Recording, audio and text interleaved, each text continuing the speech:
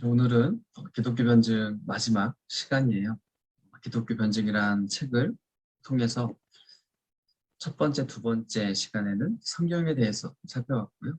그리고 세 번째 시간에는 이제 하나님에 대해서 살펴봤어요. 그리고 오늘 마지막 시간에는 예수님에 대해서 살펴볼 거예요. 이 기독교 변증 책에 보면 이 예수님에 대해서 9개의 챕터가 있는데요. 그 중에서 두 가지 챕터를 살펴보도록 할게요. 어떤 친구는 예수가 결코 존재한 적이 없는 인물이라고 주장한다. 이런 친구에게 어떻게 대답해 주어야 하는가가 우리가 살펴볼 첫 번째 챕터고요. 두 번째 챕터는 예수가 부활한 사실을 어떻게 알 수 있는가가 두 번째 챕터예요. 먼저 첫 번째 챕터 한번 같이 알아볼게요. 자, 오늘날에도 보면 여전히 많은 사람들은 예수님이 실존 인물이 아니라 신화적인 인물이다라고 주장을 하죠. 허구적인 인물이다. 이렇게 이야기를 해요. 여기에 대해서 버트런드 러셀이라는 사람이 이렇게 말을 했어요. 나는 역사적인 물음에 대해서는 관심을 갖지 않는 사람이라고 말하고 싶다. 역사적으로 예수가 실존의 인물이었는지는 상당히 의심스러우며 비록 그가 실존했다고 하더라도 우리는 그에 대해 아무것도 알 수가 없다. 그래서 나는 역사적인 물음에는 관심을 두지 않는다. 왜냐하면 그것은 매우 어려운 문제이기 때문이다. 따라서 나는 복음서에 나타난 그리스도에 대해서만 관심을 가지고 있다. 이 사람은 예수님의 역사성, 예수님의 실존 인물에 대한 부분은 건너뛰자를 않은 거죠. 매우 어려운 질문이기 때문에 그냥 거기에는 신경 쓰지 말자. 성경에 기록된 그리스도에 대해서만 관심을 갖는다라고 말을 하는데, 자, 그러나 분명한 것은 예수님이 실존 인물이 아니다라고 이렇게 비난을 퍼부는 사람들을 보면 역사가들이 아니라 도리어 이러한 사실들에 대해서 정말로 무지한 사람들이 바로 예수님의 실존에 대해서 비난을 하고 있다는 거예요. 자, 이게 무슨 말인지는 한번 계속 살펴볼게요. 자, 신약성경 이 27권을 보면 따로 흩어진 문서들로 이루어져 있는 것인데 귀원 후 예수님께서 오신 이후 1세기경에 기록이 되어졌어요.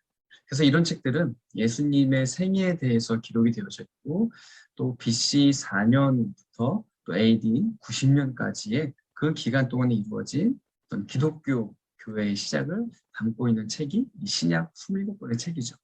그리고 그 역사적 사실들은 그것들을 직접 보고 들은 목격자들을 위해서 기록이 된 거예요. 그리고 또 한 걸음 더 나아가자면 AD 이제 37년경에 태어난 유대인 역사가 너무나 유명한 역사가죠. 요세푸스라는 이 사람도 예수님의 실존에 대해서 이렇게 기록을 하고 있어요. 자, 그 무렵 예수라는 한 지혜로운 사람, 만약 그를 사람이라 부르는 것이 합당하다면 그 사람이 있었는데 놀라운 기적들을 많이 행했고 진리를 기쁨으로 받는 많은 사람들을 가르쳤다. 수많은 유대인들과 또한 이방인들이 그를 추종했다. 그는 그리스도, 하나님의 기름 부음을 받은 자였다. 유대 관원들의 제안에 따라 빌라도가 그를 십자가형에 처했을 때도 처음부터 그를 사랑했던 자들이 그를 저버리지 않았는데 이는 그가 3일 만에 다시 살아났기 때문이다. 이 부활은 그에 대한 수천 가지의 놀라운 일들과 함께 선지자들이 예언했던 일이었다. 그의 이름을 따라 명명된 그리스도인들은 지금도 남아있는 것이다. 라고 기록을 했어요. 비록 이 기록을 보면 예수님이 그리스도라는 그런 표현이 있고 또 예수님이 죽음에서 부활했다라는 그 사실 때문에 뭐 논쟁거리가 되기는 했지만 어찌 되었든 간에 이것을 가지고 예수님의 실존 인물이다 아니다 여기에 대해서는 전혀 문제가 되지 않았다라는 사실이에요.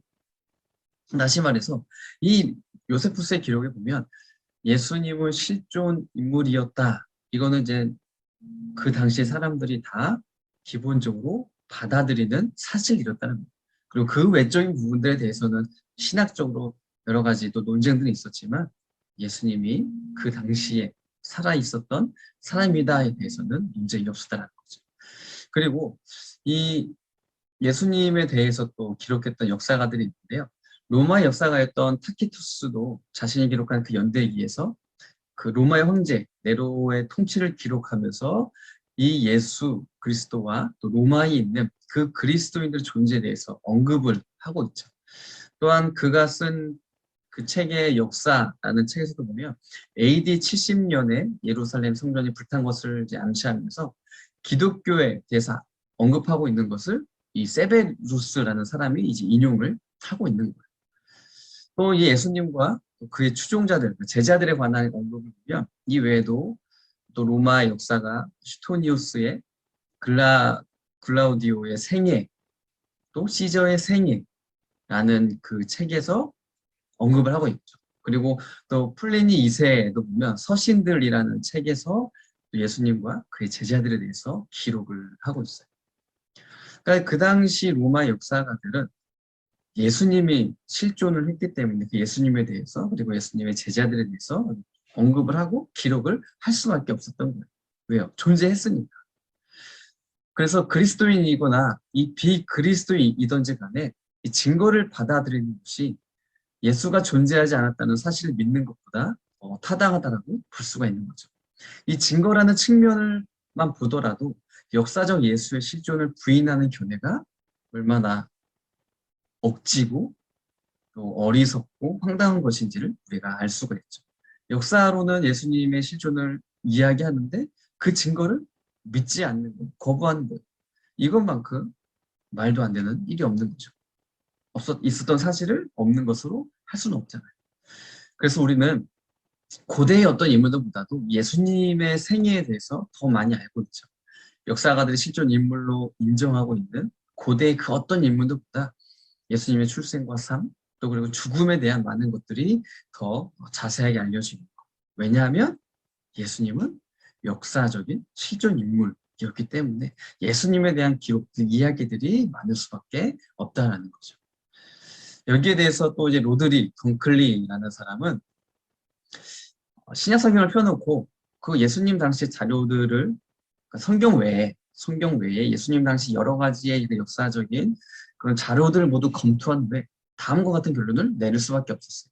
이 다양한 증거들을 통해 예수가 역사적으로 존재했던 실존 인물이 아니라는 어떤 암시도 발견할 수 없다. 기독교의 출발은 신화에서 비롯된 것이라는 주장은 불합리한 편견과 반감을 가진 사람들의 공상적 가설이라는 주장에 나도 동감한다. 이렇게 말을 했고요. 또 메리조프스키라는 사람도 다음과 같이 말했어요. 우리의 생각이 예수가 실존하지 않았기를 바라는 마음으로 가려지지 않는 한 예수의 실존을 의심할 수가 없다. 너무나 명백하다라는 거죠. 모든 성경의 기록뿐만 아니라 그 외적인 역사적인 기록들이 예수님의 실존을 다 증언해 주고 있다라는 거부할 수 없는 거예요. 정리해보자면 예수님이 역사적으로 실존하지 않았다고 말하는 사람들은 자신이 역사적으로 얼마나 무지하다라는 것을 오히려 보여주는 꼴이 되는 거죠. 그리고 반대로 역사를 잘 아는 사람이라면 예수님이 이 땅에 실제로 존재했다는 사실을 받아들이는 것은 너무나도 자연스럽고 당연한 일이다라는 것을 우리가 기억했으면 좋겠어요. 자, 두 번째 살펴볼 챕터는 예수가 부활한 사실을 어떻게 알 수 있는가죠. 예수가 정말 부활했는가?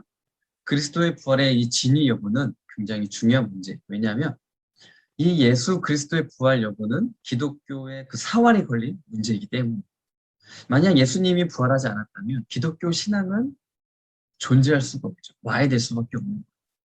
그러나 다행스럽게도 이 예수님이 죽음에서 부활한 사건은 이 고대 세계에서 가장 확실하게 입증된 사건이에요.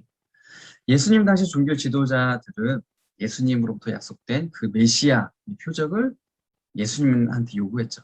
예수 당신이 정말 메시아라면 우리들에게 무언가 보여줘봐라 라고 요구를 했을 때 예수님이 이렇게 말을 했어요. 예수님께서 대답하셨습니다. 악하고 죄 많은 이 세대가 증거를 보여달라고 한다. 그러나 예언자 요나의 증거 외에는 보여줄 것이 없다. 요나가 3일 밤낮 3일 밤 동안 꼬박 커다란 물고기 뱃속에 있었듯이 인자도 3일 밤 동안 땅속에 있을 것이다. 그러니까 예수님의 부활의 그 표적을 보면 그들이 지상에 살았던 어떤 인간과도 구별되게 해줄 뿐만 아니라 궁극적으로는 예수님이 하나님의 아들이다라는 것을 우리들에게 보여주고 있죠. 그러니까 예수님 스스로가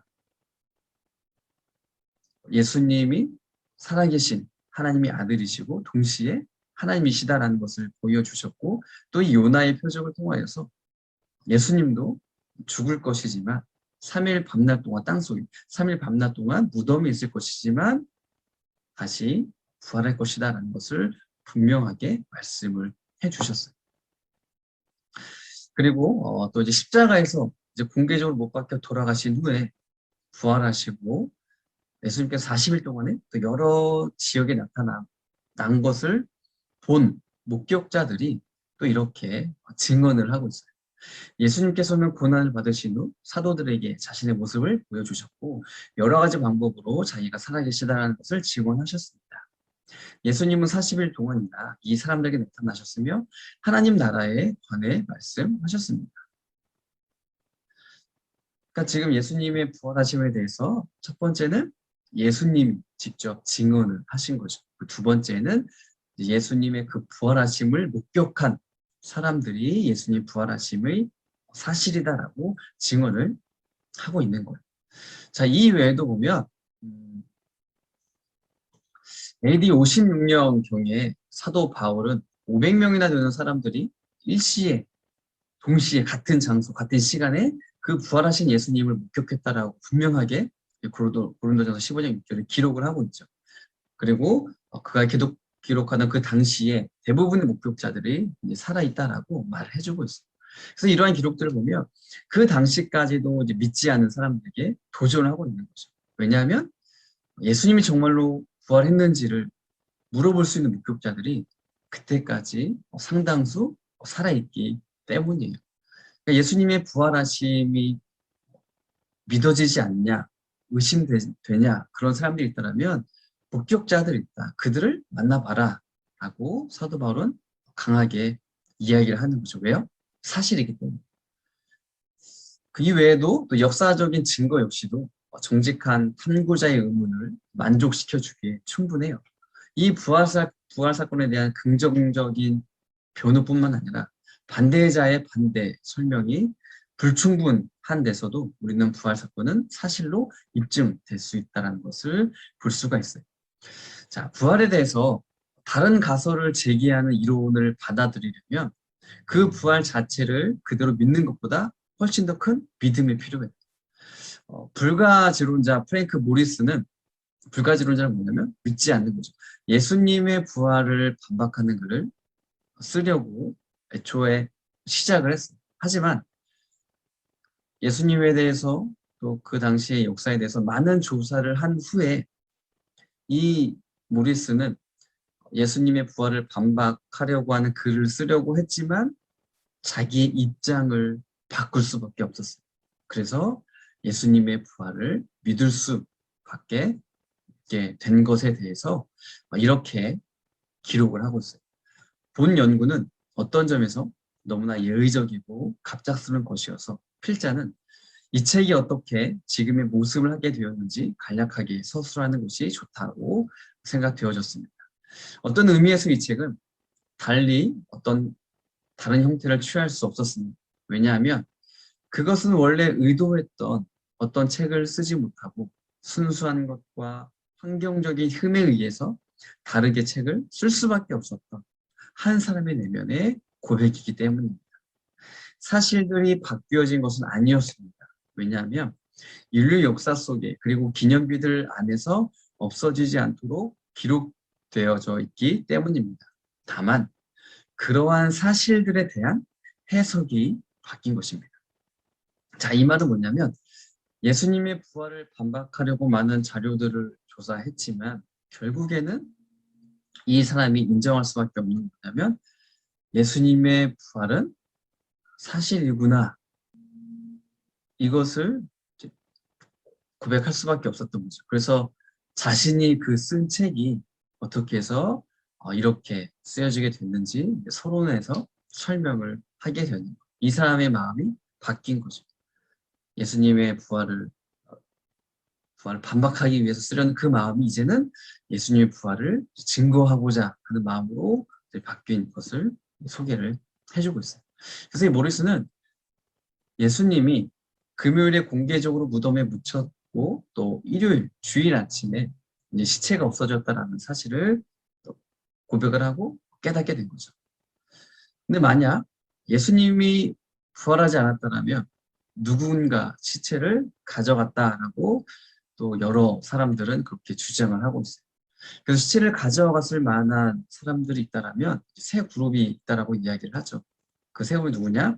로마인들, 유대인들, 제자들. 자, 그런데 로마인들을 보면 시체를 훔칠 아무런 이유가 없었어요. 그 당시 팔레스타인의 평화를 깨뜨리기 원하지 않았기 때문이죠. 자신들이 점령한 지역에서 가능하면 될 수 있으면 조용히 아무런 문제가 일어나지 않고 조용히 지내는 것이 이 로마 사람들의 입장이기 때문에 굳이 예수님의 시체를 훔쳐서 그곳에 소요를 일으키고 소동을 일으키는 일은 자신들에게 이제 이로울 것이 없었기 때문에 굳이 로마인들은 예수님의 시체를 훔쳐갈 이유가 없었다는 거죠. 유대인들도 보면 예수님의 시체를 가져갈 이유가 없었어요. 왜냐하면 그들이 가장 원치 않는 일이 있다면 그것은 뭐냐면 바로 예수님의 부활을 외치는 일이기 때문에 그 예수님의 시체를 만약 유대인들이 가져갔다라고 하면 이제 무덤에서 예수님의 시체가 없어진 거잖아요. 그러면 많은 사람들이 봐라 예수님의 시체가 무덤이 없다. 예수님은 부활했다. 라고 이제 믿게 될 거잖아요. 그것이 전해지게 되죠. 유대인들 입장에서는 원치 않은 일이었어요. 왜요? 예수님은 하나님의 아들로 인정을 하지 않았기 때문이죠. 유대인들. 그래서 유대인들은 오히려 그 무덤 안에 예수님의 시체가 온전히 있게 되는 것을 가장 원했던 사람이에요. 그래서 마태복음 27장에 보면 무덤에 파수꾼들을 세워달라. 누군가 이 예수님 시체를 훔쳐갈 수도 있다. 그러니까 무덤에 파수꾼들을 세워달라고 요청했던 사람들이 바로 유대인이죠. 예수님의 시체를 가져갈 이유가 없었죠. 또 예수님의 제자들도 예수님의 시체를 훔칠 이유가 없었어요. 만약 그들이 그 예수님의 시체를 훔쳤다면 이후에 이들이 예수님을 전하면서 예수님을 위해서 죽잖아요. 순교하는 것을 보면 거짓을 위해서 순교를 나의 생명을 바치는 것이 되는 거잖아요. 또 그들이 외치는 이 예수님, 이 기독교, 이 종교는 거짓말을 하지 말 것과 또 진실만을 말할 것을 성경에서 계속해서 강조하기 때문에 제자들은 훔칠 이유도 없고 거짓말을 할 이유가 없는 거죠. 그래서 그들의 행동은 그들이 사실이라고 알고 있고 또한 다른 사람들에게 자신을 따르라고 주장하는 것과 모순되었을 것이기 때문에 예수님의 시체를 훔치지 않았다라고 볼 수가 있는 거죠. 그래서 우리가 종합을 해보자면 합리적이고도 유일한 설명은 예수님께서 부활하셨다는 것이고 거기에다가 또 많은 목격자들이 또 확실하게 예수님의 부활에 대해서 증언을 해주고 있다는 사실이에요. 과학적 지식에 관해서 이 예수님의 제자들이 이 20세기의 사람들만큼 현명하지는 못했을지는 모르지만 죽은 사람과 산 사람의 차이는 분별할 수 있는 것은 당연하잖아요. 그래서 이들의 증언, 예수님의 제자들, 또 예수님의 부활을 목격한 사람들, 이 사람들의 증언을 우리가 단순히 거짓이다, 꾸며낸 이야기다 라고 치부할 수 없다라는 거죠. 그들의 증언은 지금까지 살펴본 것처럼 사실이다. 또 역사적으로도 예수님의 부활에 대한 부분은 사실이다라고 우리가 받아들일 수가 있는 거죠. 그래서 오늘 우리가 살펴본 대로 예수님은 역사적으로 실존하셨을 뿐만 아니라 실제로 십자가에서 죽으셨지만 3일 만에 다시 살아나신 것 역시도 역사적으로 그리고 합리적으로도 받아들일 사실이라는 거죠. 즉 교회는 이러한 예수님에 대해서 결코 거짓을 가르치지 않고 오직 사실에 입각한 진리를 가르치고 있다는 것을 우리가 분명하게 알았으면 좋겠습니다. 이렇게 해서 우리가 8월 한 달 동안 진행된 북캉스 코로나 블루 시대에 이런 책은 어때요?는 마무리를 하도록 할게요. 9월부터는 또 같이 우리가 무엇을 나누면 좋을지를 지금 또 이제 고민 중에 있어요. 그래서 또 이제 기독교 백화점도 어제 갔다 왔었고, 또 인터넷으로도 좀 이런저런 자료들을 지금 찾고 있는 중이니까요. 우리의 신앙 생활에 유익한 것들을 고민해보고 또 찾아서 제가 또 공유를 한번 해드려 볼게요. 어쨌든 8월 한 달 동안 같이 무더운 여름 또 코로나19로 힘든 이 시기 너무나 수고했고요. 살펴봤을 때 그 내용이 물론 완벽하지는 않고 또 준비한 저도 많은 부족함이 있었지만 어쨌든 또 전하고자 했는 그 핵심적인 내용들은 아마 여러분들이 알았을 거라고 생각이 들어요. 그래서 그것들을 가지고 우리의 믿음을 다시 또 점검하고 우리의 믿음이 하나님의 말씀 위에 온전하게 서 나갈 수 있는 우리 중고등부와 청년부가 되었으면 좋겠어요. 네, 수고했고 감사합니다.